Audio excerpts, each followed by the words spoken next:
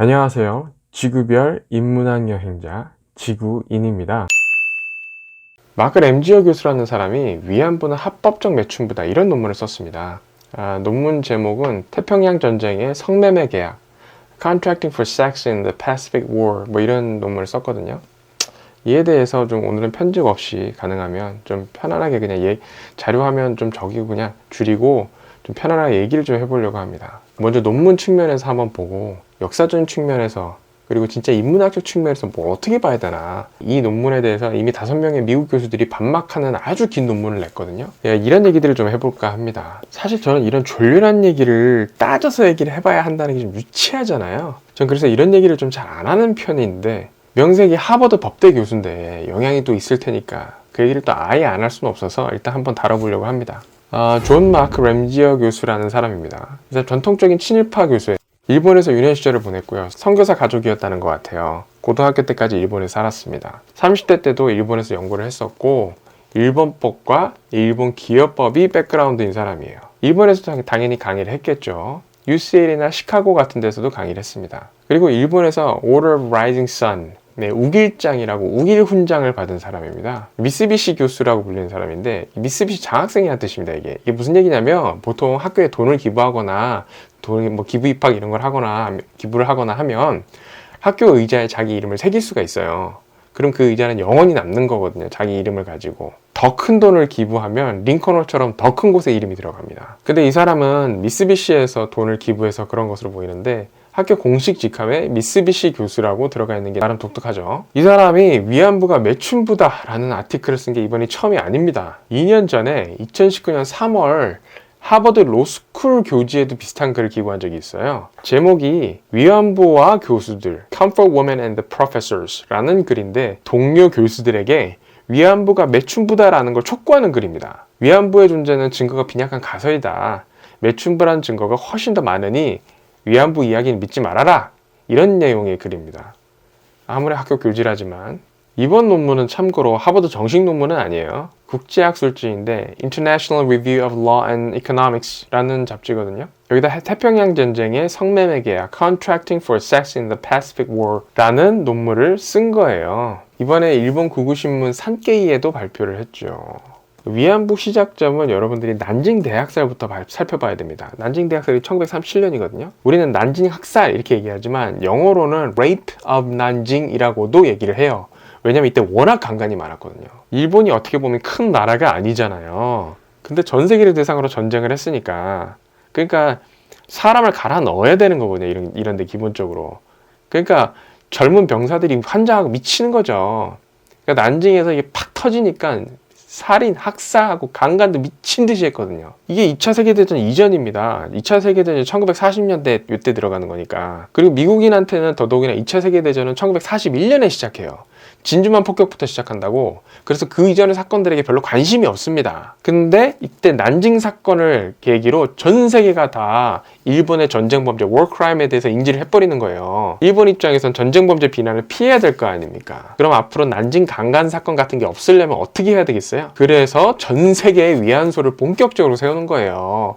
위안소를 영어로 comfort station이라고 하거든요. 그럼 위안소를 채울 위안부가 있어야 되겠죠. 이 말도 솔직히 일본이 하는 거를 그냥 우리가, 위안부라는 이름도, 위안부는 comfort women이거든요. 영어로 comforting 해주는, 위로해주는 여인네들이라는 뜻이에요. 위안부가 아니라 성노예죠. 이거 일본이 붙인 이름이에요. 근데 우리도 할머니를 송노예니 뭐니 이렇게 부를 수는 없으니까 위안부라고 부르고 있는 것이 사실상 성노예죠. 그러니 먼저 현지 조달하는 거예요.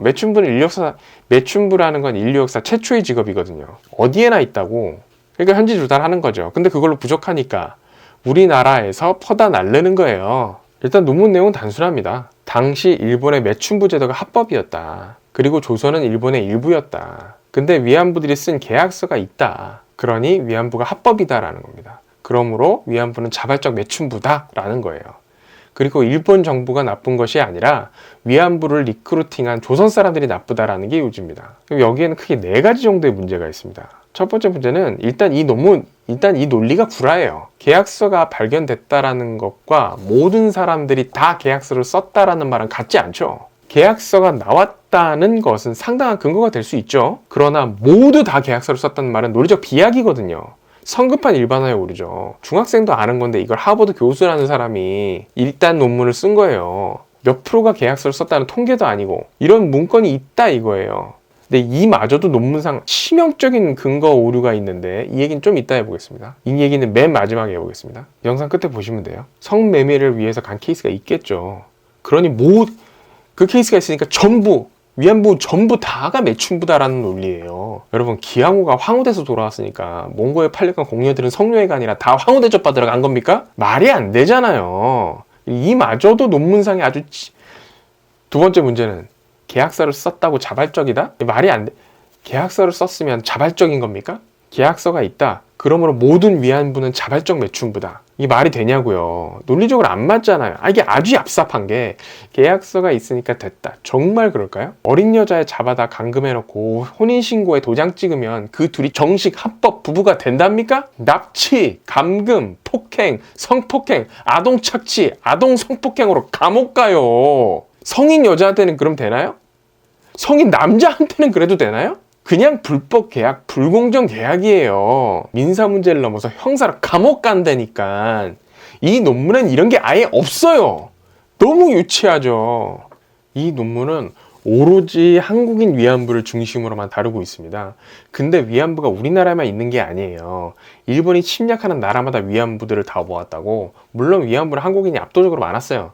근데 인도네시아, 중국인, 필리핀, 네덜란드, 호주, 심지어 일본 여성도 있긴 있었어요. 대표적으로 오키나와 같은 동네에 2등 시민 취급받으니까 더 심하고 더 많이 착취당하고 이러니까 더 많이 오보는 거예요. 그 동네에서. 근데 참고로 나이 자체도 일본과 한국의 기준이 달랐습니다. 일본은 19살 기준으로 데리고 왔거든요. 한국은 18살이에요. 이게 한국 나이니까 16, 17살 이런 나이 애들을 그럼 여기다 나이 속여갖고 데리고 오면 이래도 나이 속여갖고 14살, 15살 애들 할당량 채우려고 어봉 온단 말, 속여갖고 데리고 왔다고. 이런 중학생 애들 데려다가 성매매 시키는 거예요. 계약서까지 번듯하게 써가면서 그 미성년자 성매매 증거로 남겨놓고 그런 사건을 민사로 다룬다고요? 램지어 교수 논문에 10살짜리 위안부 여자의 사례가 나와요. 이게 형사건이에요. 왜 자꾸 민사 얘기하냐고. 이 중 네덜란드, 호주는 인도네시아에 거주하던 여성들이에요.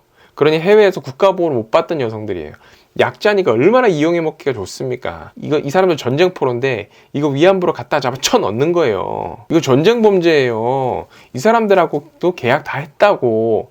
그러면 예를 들면 이런 서양 여성들 다 자녀 있거든요. 그러면 자녀 있는 여성을 감옥에다 쳐넣고 그러면 애는 교화돼가지고 길거리에서 굶어 뒤질 거 아니에요. 감옥에서 니도 죽고 니 애새끼도 엄마 없으니까 길거리에 굶겨 죽일래? 아니면 나가서 위안부 할래? 니 애새끼 살리고. 뭐라 어떻게 하겠어요 이 엄마들이. 그래? 그럼 할 거야? 그럼 계약서에 도장 찍어. 타국 땅에 붙잡혀가지고. 그럼 그게 계약이냐고요 이게. 이 지랄을 해놓고 계약했으니까 매춘부라고. 이게 주둥아리에서 쳐나오는 말입니까 이게? 침략국가에서 직업 매춘부 여성을 쓴다고 하는 경우도 당연히 있겠죠. 근데 문제는 뭡니까? 사기라서 문제가 되는 거예요. 몰래 사인해놓고 공장에서 일한다고 속이고 데려가서 성노예시켜서 문제되는 거예요. 이거 우리나라에선 또 지금 정신대란 말을 안 쓰니까 정신대와 위안부는 또 다르거든요. 정신대는 근로정신대라 그래서 남자들이 전쟁 떠나가서 죽어나가니까 공장에서 일할 사람이 없잖아요. 군수무자는 돌려야 되는데 그러니까 공장에서 여공들을 일을 시켜야 된다고. 그러니까 근로정신대라 그래서 여성들을 이제 선발해서 공장에서 일하고 그런 사람들을 뽑았다고. 그걸 정신대라고 하거든요. 그럼 정신대랑 위안부는 다르니까 위안부는 성노예니까 그걸 구분해서 지금 쓰다 보니까 그래서 정신대란 말을 더 이상 교과서에서 배우지도 않죠 잘. 근데 문제는 뭐냐면 정신대로 간다고 속인 다음에 위안부 데리고 갔다 이런 근거 사료들이 없어요. 그래서 정신대 할머니는 성노예 성착취를 받은 게 아니라고 주장을 해요 다. 근데 이거는 우리나라 자료고 일본 자료엔 이런 자료들이 많으니까요. 증언도 많고 지금 위안부 할머니 다 살아 계시잖아요. 일본에서 전쟁 참여해갖고 위안부 이용하고 사람 죽이고 했던 사람 다 살아있다니까 지금. 그 사람들이 다 증언한다니까. 안 하는 사람도 당연히 있겠지. 오히려 아니다 거짓말한다 그런 사람도 당연히 많이 있겠지. 그리고 제일 먼저 글 잘 모르는 사람들이 타겟이었겠죠. 속이기 쉽고 가난하고 약자니까. 일본말 아는 사람이 많아봐야 얼마나 됐겠어요. 불쌍한 사람들 속여서 데려가서 성노예 시켜놓고 계약서 있으니까 괜찮다? 이게 말이 됩니까? 사기인데, 사기 범죄인데 협박과 강요에 의한, 납치에 의한 범죄라고요. 여성들 인신매매한 다음에 마약 투여한 다음에 계약서 다 써놓고 성매매 시키면 그게 합법입니까? 아니면 범죄 조직입니까? 쓸어버려야 되는 쓰레기 같은 범죄 조직이죠. 뭐 계약서 얘기를 자꾸 해요. 계약서가 있어도 그나마 불공정 계약이죠. 그나마 불법 계약이죠. 그리고 대부분이 반강제로 간다니까요. 납치되다시피 해서 간 사람도 있다니까요. 취업 사기, 인신매매, 즉 범죄인데, 그것도 전쟁 범죄인데 그 계약서가 있다면 범죄 증거가 있는 것이지 합법적이라는 증거가 있는 게 아니에요. 자발적으로 가겠다고 한 사람도 있을 수 있죠. 그럼 그게 전체 다가 되는 겁니까? 말이 안 되잖아요. 딸 팔아먹은 사람은 없었겠어요? 남의 집 고아는 안 팔아먹었겠어? 당연히 있었겠지. 그런 사람 있으니까 위안부 전체가 다 자발적 매춘부가 되는 겁니까? 위안부가 대충 계산해도 10,000명은 넘거든요. 근데 이렇게 많은 사람들이 다 자발적 매춘부로 위안부 지원해서 갔다고요. 심지어 위안부 중에는 장교 상대하면서 나름 편하게 사는 사람도 있었어요. 그래서 기왕후가 있으니까 몽고에 팔려간 공녀들이 다 성노예가 아니라 다 출세할 야망에 가득 찬 젊은 청년들이 되는 거냐고요. 말이 되는 소리 해야 될 거 아닙니까? 잘 속는 사람들 다 해먹고 나면 그 다음에 안 속는 사람들 대상으로 위안부 납치하는 거죠. 정치수단으로 활용하는 거예요. 꼬장꼬장한 집안이 있었을 거 아닙니까? 위대한 대일본 제국에 순종하지 않는 반동 불순분자 조센징 새끼들이 있었을 거 아니야. 그 집안 조질 생각으로 그 집 딸내미 잡아가는 거예요. 안 가려고 하면 가족들 식구들 잡아가두고 핍박하고 고문하고 재산 뺏으면 되는 거 아니에요. 핑계는 만들면 되지. 일제시대인데. 제국주의 시대 아닙니까? 어차피 침략과 약탈의 시대인데, 힘이 우선하는 시대인데, 도덕이나 순리 뭐 이딴 게 뭐가 중요해? 조선은 힘이 없으니까 다 죽여버리면 되지 뭐. 여기서 자연스럽게 네 번째 문제로 이어지는 거예요. 우리는 현대사회에 사니까 자꾸 과거를 현대 기준으로 우겨넣어 생각하는 경향이 있어요. 그러니까 맨날 서류가 어땠니? 원래 누구 거였니? 원래 누구 잘못이니? 이런 얘기 자꾸 해. 여러분, 독도가 일본 땅이라는 서류가 나오면 독도가 일본 땅이 됩니까? 일본은 근대를 우리보다 일찍 해서 서류 체계가 더 잘 갖춰져 있어요. 독도가 일본 땅이라는 서류 나올지도 몰라요, 막말로. 그럼 그 서류 때문에 우리가 그 예전부터 오늘날까지 쭉 살고 있는 독도가 남의 땅이 되는 거냐고요. 아니잖아요. 실체가 있는데 서류의 문제가 아니라 이게 전쟁 범죄라서 문제가 되고 있는 겁니다. 침탈과 찬탈과 강간과 범죄의 문제이기 때문에 문제가 되는 거예요. 위안부도 똑같아요. 위안부가 6년치 급여를 받고 이랬다고 보통 이렇게 나오거든요. 열심히 하면 2, 3년 정도 2, 3년 단축도 가능했다고 합니다. 근데 여러분, 불공정 계약, 노예제도가 계약서가 있다고 유지가 됩니까? 반인륜 범죄인데? 무급의 100년짜리 근로계약서를 쓰면 그게 합법입니까? 노예인데 하루 2시간 자고 일만 하라고 하면 계약이 성립했으니까 합법입니까? 불합리, 불공정, 불법, 착취, 강압에 의한 동의냐고요. 계약서를 썼으니까 매춘부가 맞다라는 말도 마찬가지로 논리가 성립하지가 않아요. 자발적 지원자들도 아니에요. 속아서 온 사람들이 대부분인데 사실관계도 틀려요. 도덕적이지도 않아. 합리적이지도 않고 논리적으로 설명하지도 않고요. 불법 계약, 불공정 계약, 전쟁 범죄, 성노예라고요. 일본은 제국주의 시대에 국가가 성매매와 성범죄를 국가 차원에서 제도화하고 주도했던 거예요. 자발적 성매매라고 물타기 하는 이유가 바로 이것 때문입니다. 우리가 전쟁에서 고생하는 병사를 위해서 성매매가 필요하니까 자본주의적으로 성매매 여성들을 모집했고 자발적으로 지원했다고 하고는 싶은데 근거가 빈약하니까 남의 논 물 끌어다 써도 유분수가 있지 위안부 계약이 존재했다 혹은 계약도 있었다 이 정도만 내도 말이 좀 그런데 이걸 말이라고 계약이 존재했으니까 전부 다 위안부가 합법적 매춘부다 이걸 말이라고. 근데 그것마저도 충족 못하는 논문이에요. 계약서를 썼으니까 괜찮다? 합법적이다? 도덕적이다? 일본 정부는 책임이 없다?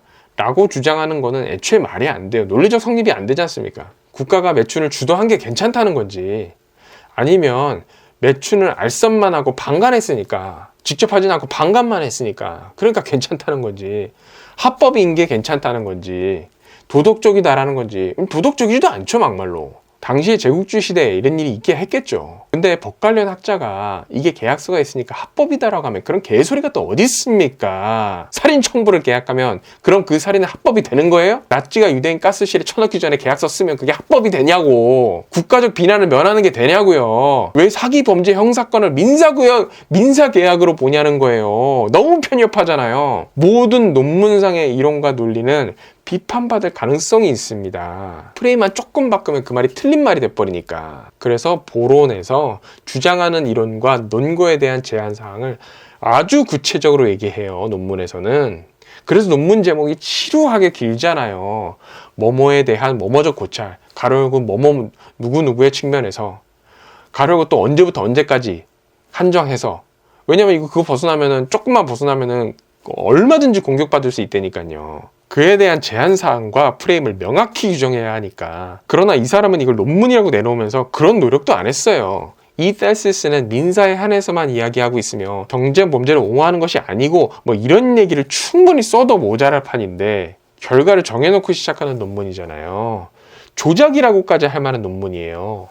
이 논문 읽을 사람을 정해놓고 쓰니까 이런 문제가 발생하는 거거든요. 일본군 위안부가 인도네시아, 중국, 필리핀, 네덜란드, 호주 전 세계에서 업어온 위안부가 있는데 이 논문에서 오로지 한국인 위안부만 다른 이유가 바로 이 때문입니다. 이거 읽고 좋아할 사람들을 위해서 쓰는 거예요. 성노예 옹호하는 논문은 좋지 않습니다. 성노예를 제도화하기 위해서 계약까지 했었다는 비판이 오히려 합리적이지 논리적이고, 계약서 썼으니까 이들은 합법적 매춘부다라는 게 학자가 쓸 논문입니까? 그리고 모든 것을 떠나서 전쟁 범죄라 문제인 겁니다. 전쟁 범죄인데 무슨 합법이 있습니까? 범죄에 대한 계약서가 있으면 범죄가 합법이 되냐고요. 일본 정부가 이걸 주도하지 않았다라는 주장도 있는데 그런 근거는 차고 넘쳐요. 이 논문에서는 조선인들이 리크루팅을 했다 이렇게 얘기하고, 이 리크루팅하는 사람이 일본인이 한 247명 정도 되고 조선인이 1240명 정도. 그러니까 조선인들이 나쁜 거다 이런 식으로 얘기하는데, 조선인들도 나쁘죠 당연히. 근데 일본의 근본적인 원죄와 책임이 있는데 뭔 딴 얘기를 하는 겁니까? 하도급 업체 할당 못 채우면 갑질하고, 할당 채우면 돈 퍼부어주면 당연히 그 과정에서 문제가 나오고, 뭐 작업 중에 사고가 난다든가 가중한 업무에 자살을 한다든가 문제가 생길 거 아닙니까? 그럼 원천사가 잘못이 있는 거 아니에요. 그걸 근데 하도급 업체와 법적 책임이 있다는 게 하버드 대학 법대 교수의 생각이라면 그 수준이라는 게 너무 부끄럽지 않습니까? 위안부 할머니들 가서 반 이상 뒤졌어요. 80%까지 다 이해하셨다는 설도 있습니다. 패전에서 튀면서 성노예를 모시고 이동할 리가 없잖아요. 당연히 처리를 하고 이동하겠지. 처리한다는 게 무슨 말이에요? 죽인다는 얘기잖아요.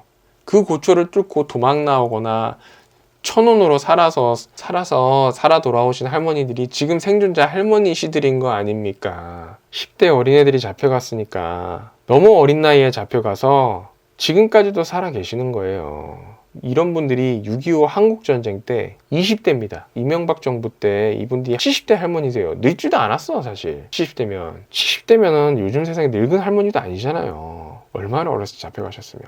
램지어 교수 논문 자체에도 10살짜리 여자애가 위안부로 붙들려온 얘기를 지가 직접 써놨다니까요. 10대가 아니라 10살! 걔가 성노예로 팔려갔다고요. 그 어린 애가 1년은 살아남았을까요? 돈은 뭔 돈이야. 뭐 전쟁범죄 형사사건 얘기하는데 어디다 대고 무슨 민사 계약서 얘기를 하고 있냐는 말이에요. 제가 무슨 천사라서 도덕적으로 완전 무결한 사람이 이런 얘기를 하는 게 아니잖아요. 기본적이라는 게 있잖아요. 기본이라는 게 있지 않습니까? 이 논문이 역사학이 아니라 법대 논문이라서 이런 얘기를 할 수는 있는 건데, 학문의 자유가 있긴 하지만 그래도 문제가 있으니까 사실 아직 출간도 안 된 논문인데 이미 반박 논문이 나왔습니다. 참고로 이 위안부 관련 논문은 지금 볼 수 없어요. 논란이 심하니까 잠궈놨어요 지금. 5명의 미국 교수들이 반박 논문을 냈는데 이 하버드 법학 교수 논문을 거의 박살내다시피 했습니다. 교수들은 노스웨스턴 대학, 노스캐롤라이나, 그리고 캠브리지 대학, 싱가포르 국립대, 그리고 일본 아오야마 가쿠인 대학 교수, 이런 분들이에요. 이게 저명한 저널에 올린 것도 아닌데도 이 정도예요. 보통 논문이라는 게 기본적으로 통과되면 단점이 그렇게까지 많지는 않으니까 한두 페이지 아주 좀 치명적인 부분에 대한 논쟁으로 집중되기 마련이거든요. 근데 이 논문은 시작부터 끝까지 다 논쟁이에요. 16짜리 논문인데 반박 논문이 34페이지입니다. 표현의 자유가 있으니까 학문의 자유도 있거든요. 그러니까 이런 엉터리 논문은 나오는 건데, 그럼 그에 대한 반박의 자유도 또 있잖아요. 이 교수들의 주장은 이 논문이 너무 엉터리라 취소해야 된다는 겁니다. 단순히 논문의 컨텐츠만 비판하고 있는 것이 아니라 논문의 조악함에 대한 비판도 주석만 3페이지가 넘습니다. 논문 비판은 한 25페이지 정도 되고, 여긴 인용이 제대로 안 되어 있고, 이 말은 데이터 없이 주장만 있고, 이런 부분 다 조목조목 반박을 하고 있어요. 그리고 굉장히 핵심을 찌르는 내용이 있는데, 계약서를 근간으로 한 법리와 이로 인한 위안부의 합법성을 다루는 논문이지 않습니까? 근데 치명적인 오류가 있습니다, 이 논문에. 그 뭐냐면 그것이 바로 근거가 되는 계약서 사본조차 제시하지 않는다는 거예요. 계약서를 다 썼고 계약서를 썼으니까 이 사람들이 합법적 매춘부다라고 얘기를 했잖아요. 근데 그 근거가 되는 계약서 사본이 없다니까? 그럼 계약서가 뭐 무슨 계약서를 가지고 이렇게 얘기했냐 보니까 일본 정부가 제공한 템플릿, 즉 계약서 양식을 일본 정부에게 받았고 그 계약서 양식이 있기 때문에 계약이 있다라고 얘기하는 거예요. 계약서 양식은 hard evidence, 즉 구체적 증거가 아니죠. 추정 증거잖아요. 이 램지어 교수는 하나의 명확한 문서 증거도 없이 문서 증거를 주장하고 있는 겁니다. 이런 얘기들 더 이상 안 하길 바라면서 오늘은 위안부 할머니들에 대한 얼토당토 안 되는 논문을 쓴 하버드 대학 교수에 대해서 얘기를 한번 해봤고요. 저는 지구별 인문학 여행자 지구인이었습니다.